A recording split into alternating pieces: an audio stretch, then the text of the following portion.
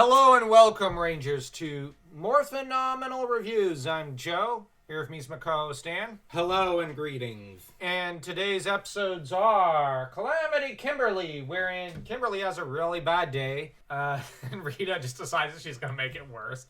It's a hilarious day. I'm just saying, it is hilarious to watch. You have A Star is Born, wherein Tommy decides he's going to try out for a commercial while the others go off to the beach. And The Yoke's on You, where Rita tries to convince a monster after Baboon Squad eat its eggs. That last episode's just an... Babu and Squat. Why are they getting an episode?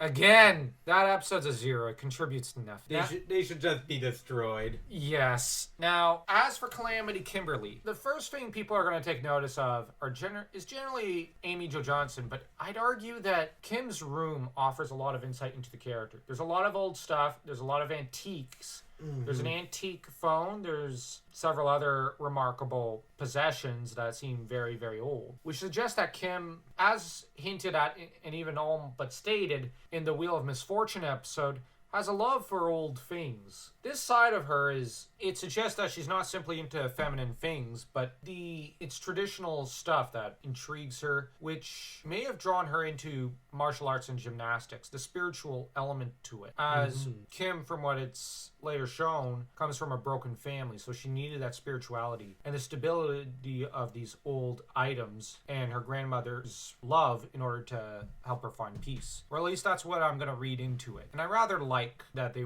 are hinting at more with the character than at first glance. Although it's undeniable, we have to deal with and discuss the fact that first person to run into her when she gets to school all soaking wet and with her, Kim ends up not exactly enthused to see Tommy on such a day. She's a teenage girl seeing the guy she likes when she's having a bad day. But on the other hand, when Tommy offers to walk her home after fending off Bulk and Skull, who actually do get to harassing her in a rather uncomfortable way. I'm just saying there is an element of sexual harassment on Skull's end here.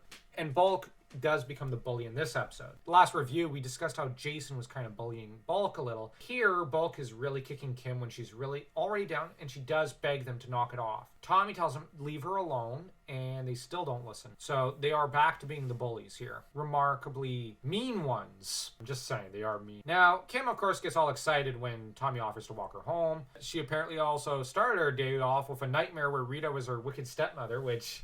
yeah, that's scary. Going home to Rita would be terrifying and terrible. I kind of pity Lord Zed for having to go home to her at the end of his day. Kim ends up absorbed into the Fan Man's sake bottle, where she's in another dimension, and she'll soon disappear if she's not freed soon. So the Rangers end up fighting to set her free. After Tommy is, of course, drawn back to the command center, he ends up, of course, helping out and coming to the rescue, and Kim ends up immediately morphing and showing herself to be very mad at Babu, Squat, and Fan Man. Goldar in them, because they ended up just shaking the bottle while she was in it. Sorry, the episode's pretty funny. And A Star is Born is an okay episode.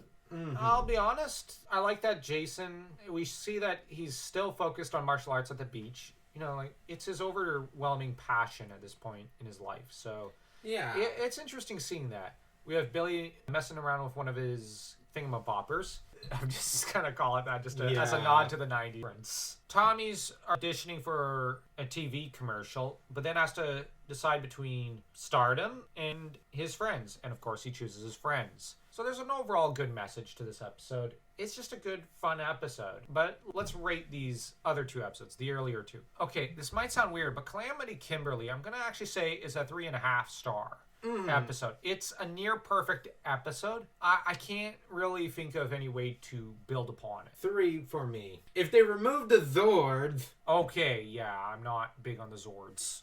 Fair enough. It just takes away time from characters that we could elaborate upon. Although, I still think you're underrating this episode, and I'm wondering about the brain damage you might have sustained when I wasn't looking. TV commercial episode, A Star is Born. I'd say a good solid 2. I'm going to say a 1.3. Okay. And doubtlessly, I'm still wondering about the brain damage. It's a hereditary matter.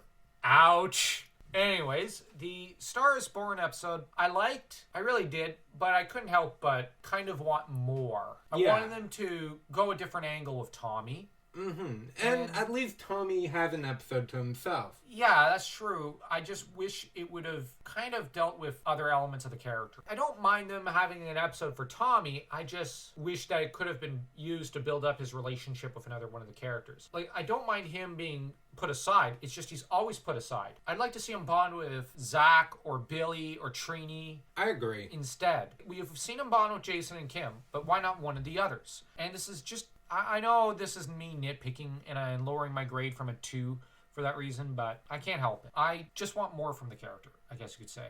So, until next time, don't forget to tell us what you think if you disagree with our rating, or think that we were fairly just with it. You know what? Don't forget to smash that subscribe button like you're Jason trying to smash into itty bitty pieces.